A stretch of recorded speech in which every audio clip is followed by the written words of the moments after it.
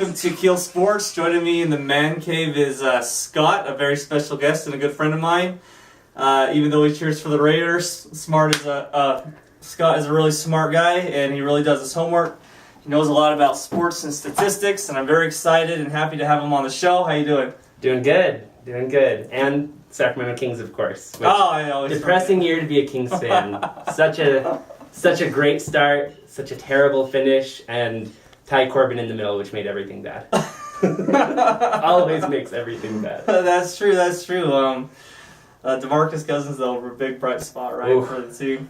He was, when he was healthy and when he was in shape. And again, if you get viral meningitis and you're in the hospital for, a month, that makes it really hard to stay in shape. But towards the end of the season, he kind of got it together. I still think he should be a first-team All-NBA center, but that's just me.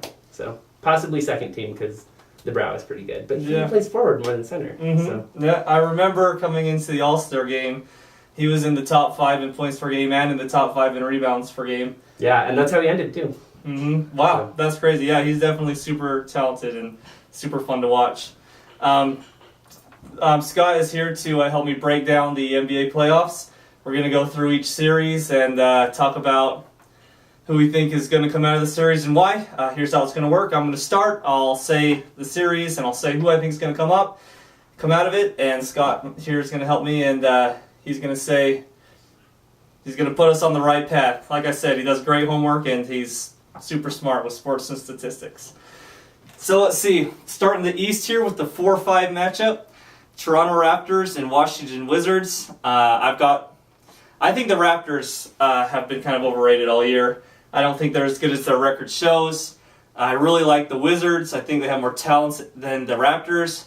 I really like the starting 5 from the Wizards. You got Gortat, Nene, John Wall, Bradley Beal, Paul Pierce, all starting. I think the Wizards are going to take this one in 6 games. What do you say? I don't even think it's going to take 6 games. I think John Wall is a Defensive Player of the Year candidate, and I think that he can stop DeMar DeRozan. Anyone in Toronto is going to have a hard time matching up with John Wall defensively. Toronto doesn't play good defense, and they're a really high-scoring team, but they're mostly a high-scoring team from the way they started the season, and as they wound down over the season, other teams started to put things together, and I don't know, I just don't think that they're a good matchup for the Wizards. I don't think they're a good matchup for anyone. I think that you could put the Raptors against most teams obviously in the West, but even in the East, and probably end up with the Raptors losing that series. Well, very interesting. I really have liked Kyle Lowry, but he's about the only one I really like on that team. He gets some triple-doubles, he gets rebounds, assists, but like you said, I don't even think he can contain John Wall, and I think that front court with Gortat and Nene, I think is pretty awesome. Yep, so totally agree. That's interesting. Okay, well, that's great. I think it'll be a fun series to watch either way, though, because I like watching the Wizards a lot. Moving on to the 3-6 matchup, Chicago Bulls and the Milwaukee Bucks. This is the only series that I think is going to end in a sweep. I really like this Bulls team. I think they're as good as any team in the NBA right now. You got Derrick Rose back. I'm a big Paul Gasol fan. He ended it with the most double-doubles out of anybody in the Although DeMarcus Cousins was close, and per game, DeMarcus Cousins had more. Just saying. Good. Paul Gasol, but he ended up with like 5 or 6 more. I mean, he did. But he also everybody. played 20, 30 more games. So. That's true, yes. Cousins is a monster. You're right. We did talk about that. Yeah, I think Paul Gasol is super underrated. I think this team has a lethal starting 5 and really good depth. Here's a couple of their players. Hakeem Noah, Jimmy Butler, Gibson, Dunleavy, Heinrich, the list goes on and on. I think the Bulls are very confident, and I think they're very hungry. I think they're going to play at a very high level of intensity from the opening tip-off to the very last second of the game. I don't think they're going to take any plays off. Like I said, I think the Bulls are going to win 4-0 in this series. Do you think Milwaukee has any chance in this series? I think they have a good chance, and I think that's because Jason Kidd is a Coach of the Year candidate. I think if Jabari Parker was in this series, I would give the Bucks the series, actually. And that's saying something, because I think the Bulls are really good. Yeah. I think the Bulls are well coached. I think Derrick Rose coming back is actually playing very well. which was surprising to me. I know he's good. I know he won the MVP several years ago, but you go 3 years without playing the game of basketball, and that starts to add up. I think the Bulls will win, but I think it's going to be in 6 or 7 games, and I think that's because these teams are close together, so they're both going to be well rested every night. I think that you can't count out the Greek Freak. He only averages like 13, 14 points a game, but he penetrates the defense in a way that is frightening. He's incredibly athletic. I was reading an article today that talked about how he is, it was the Bill Simmons article actually, and he talked about how you look at him and he has the same raw talent as someone like a Tracy McGrady. And that's not a light thing to throw around, and I watched some film too, and I can't disagree with that. He's remarkably talented. I know the Bulls have Jimmy Butler and Joakim Noah and those guys who are going to play some great defense, but I think that the Bucks are going to give them more trouble than they think. And I think that ultimately the Bulls are going to win the series, not because they're a remarkably more talented team, but because they're fighting for a better cause. Because if they lose in the first 2 rounds, Tom Thibodeau's out as coach. And he may be out as coach either way because he's disagreeing with management. But I think that that's what's going to carry them further is the momentum to play for their coach. Yeah, interesting. And I think experience might play a factor too, with the Bulls having been deep into the playoffs every year for the last couple of years, in Milwaukee not so much. Like they were the worst team in the NBA last year. They were, yeah. They won 15 games, something like that. Yeah. And the Bulls are going to be impossible to keep off the boards. The Bulls, I think, have the 3rd highest rebounding rate as a team in the NBA this year, and that's not like Portland, where Portland was one of the top 2, and Portland just misses a lot of shots.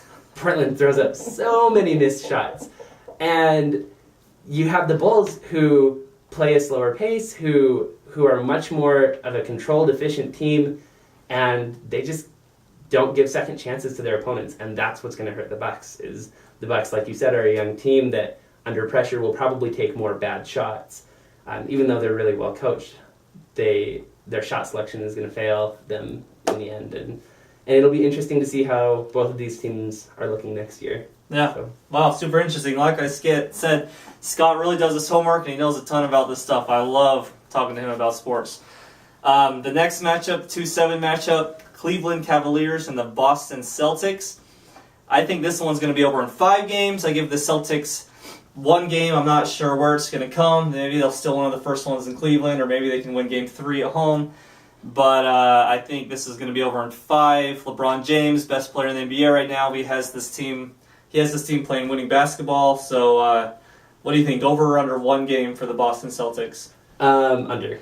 They're not going to win a game. Here's the stat for you. LeBron James, in their last 6 years, has gone 24-3 in first rounds. Wow. So that means in 6 years he's had 3 sweeps and 3 go 5-1. I think, or 4-1. Mm-hmm. One might have gone 4-2, but I think that they were all others 4-1. Yeah. And the Celtics, possibly their best players right now are Marcus Smart and Isaiah Thomas. And as a Kings fan, I know Isaiah Thomas, and he misses a lot of shots. He does. He can take over a quarter. And so if they're going to win a game, it will be because they don't stop Isaiah Thomas. But I think Kyrie Irving is too good a defender.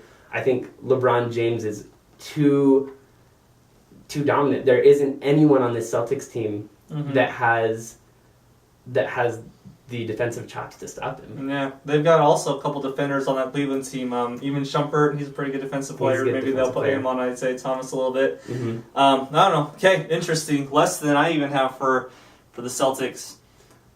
I wonder, I mean, you said LeBron is the best player in the NBA. How do they lose a game to this team?